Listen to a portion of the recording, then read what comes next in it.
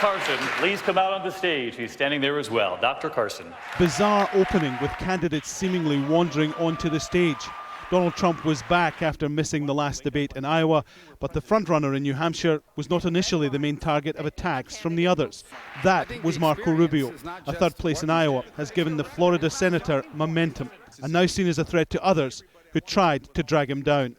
That's what Washington, D.C. does. The drive-by shot at the beginning with incorrect and incomplete information, and then the memorized 25-second speech. Marco, the thing is this.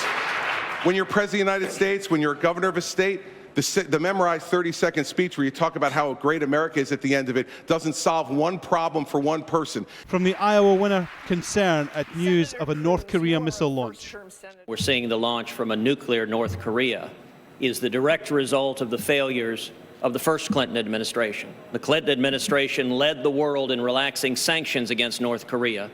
Billions of dollars flowed into North Korea in exchange for promises not to build nuclear weapons. So what we are seeing with North Korea is foreshadowing of where we will be with Iran.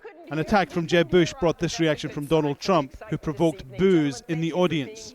Jeb wants to be a tough guy. He wants to be a tough guy. Let me talk. Quiet. How tough a lot of times,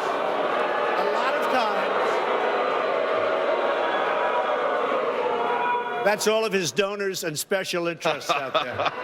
The candidates were asked if they'd bring back waterboarding for people accused of terrorism, a practice President Obama banned as torture.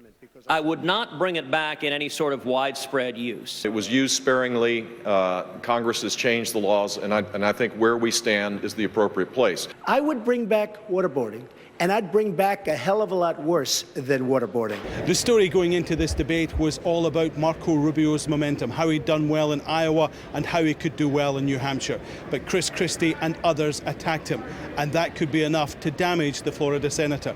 Maybe not too much, but enough.